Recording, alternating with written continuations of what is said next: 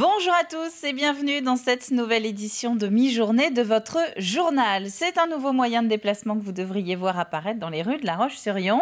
L'agglomération a présenté hier les trottinettes électriques qu'elle met depuis cette semaine à disposition du grand public.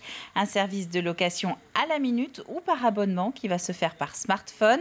Une centaine de trottinettes sont pour le moment mises en circulation. À terme, la flotte en comptera 250. Pour l'utilisation, c'est très simple. Vous allez télécharger l'application Bird sur votre smartphone. Vous allez créer un compte, introduire un moyen de paiement, une carte bleue ou PayPal. Et derrière, pour utiliser la trottinette électrique, vous allez devoir scanner avec votre smartphone le QR code de la trottinette électrique. Chaque trottinette électrique est équipée d'un QR code, qui est l'équivalent de sa plaque d'immatriculation. Une fois le QR code scanné, vous allez pouvoir circuler avec la trottinette électrique. Et pour la stationner, vous allez devoir stationner obligatoirement la trottinette électrique dans l'une des 72 aires de stationnement définies avec la ville de La Roche-sur-Yon. Encore quelques jours pour profiter du championnat de France de surf qui s'est installé au Sables d'Olonne depuis le week-end dernier. Un événement qu'on n'avait pas revu en Vendée depuis les années 80. Les 450 participants se disputent une trentaine de titres nationaux. Pour les départager, il y a toute une équipe de juges qui les observe. Pierre Dalicieux est allé à leur rencontre. Des championnats de France de surf qui jusque-là auront attiré beaucoup de monde selon les organisateurs. De nombreux amateurs mais aussi des curieux. Et pour ces derniers, difficile de bien comprendre comment sont départagés et noter les concurrents. Explication avec ce juge. En fait, on évalue le degré de difficulté, la prise de risque, la variété du répertoire technique. Est-ce que le surfeur propose toujours la même chose ou est-ce qu'il a une variété plus étoffée de manœuvres, de choses qui sont proposées sur la vague? Est-ce que c'est proposé aussi à bon escient? Est-ce que c'est la manœuvre idoine à l'instant T sur la vague? Et ensuite, si on fait un mélange de tout ça, il y a un mot qui est un peu obscur dans le jargon des juges, ça s'appelle le flow. C'est est-ce que le surfeur il est capable de mélanger un peu tout ça et d'avoir une fluidité dans l'ensemble et un bon mélange de tout ça. À chaque épreuve, ces juges ont les yeux rivés sur les vagues et les 450 surfeuses et surfeurs qui défilent durant 10 jours. Rien ne leur échappe. Juge en compétition de surf, un métier dont on ne vit pas forcément toute l'année. On a en fait un circuit fédéral en France où on est 4-5 chefs juges à faire les panels, à être toujours présents sur toutes les compétitions fédérales.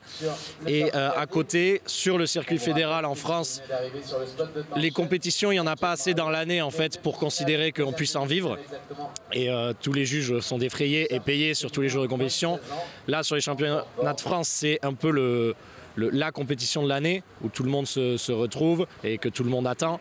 Un événement est venu récemment changer la donne dans le monde du surf, c'est l'entrée de cette discipline dans les Jeux Olympiques.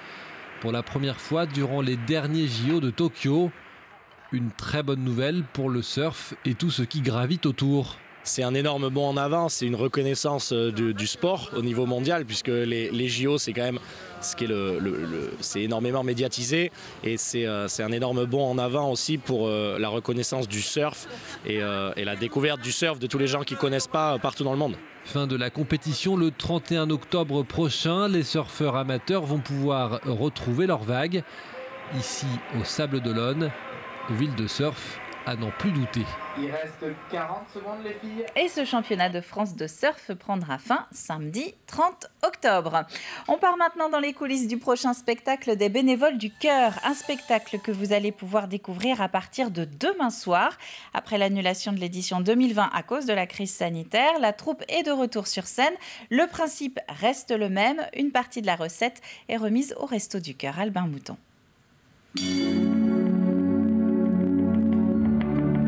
Dernier réglage pour les Bénévoles du Cœur. De vendredi à lundi, l'association se produit à 4 reprises au profit des Restos du Cœur. Un spectacle qui a demandé beaucoup de temps et de travail. C'est énormément d'engagement parce que c'est toutes les semaines depuis le mois d'avril, fin mars, début avril, toutes les semaines au moins une répète par semaine. Là, depuis 2 mois, c'est 2 répètes, voire 3 par semaine. Donc c'est beaucoup d'engagement et faut savoir ce qu'on veut.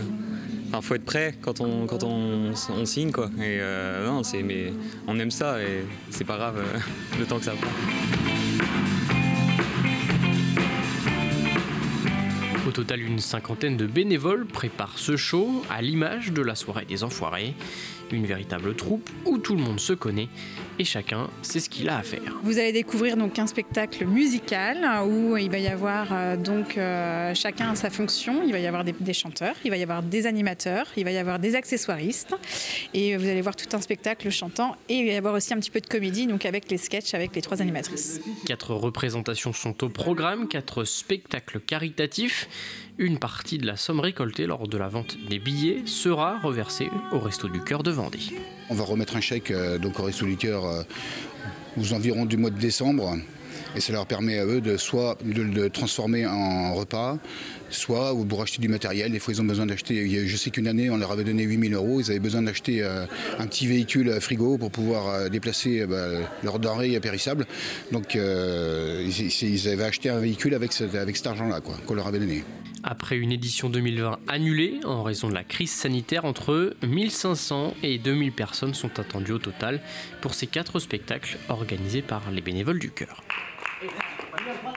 Quelques images aussi des répétitions du chœur classique Le Noura, association sablaise de chanteurs qui fête pour sa part son demi-siècle d'existence, 52 ans même pour être précise. Le Noura se produit donc le 6 novembre avec un grand concert anniversaire accompagné par les Sables Orchestra, réservation auprès de l'Office de tourisme de la ville. On va terminer avec ce rendez-vous peu commun à l'ICES depuis ce matin. Lecteur et spécialiste de Georges Simenon se retrouve pendant 2 jours à La Roche-sur-Yon pour un grand colloque sur Maigret. En quête de Maigret, ce sont des conférences en présence du fils et dépositaire de Georges Simenon. Il s'agit de développer l'importance de l'œuvre de mon père dans ces différents pays, comment elles ont été traduites, comment elles ont été reçues par le public, par la critique, et aussi les liens qui existent entre ces romans et la littérature locale. Je suis en train de découvrir des recherches sur l'œuvre de mon père tout à fait inédites, c'est-à-dire une recherche par pays et de l'importance de son œuvre et de Maigret en particulier dans différents pays du monde. Et je dois dire que je suis très très impressionné par la qualité des informations qui sont fournies et le niveau de recherche qui a été effectué. Et ce colloque se termine demain soir. C'est la fin de ce journal. Merci à vous de l'avoir suivi. On se retrouve maintenant à 18h pour le prochain point sur l'actualité vendéenne. D'ici là, je vous souhaite à tous un très bon après-midi. À tout à l'heure.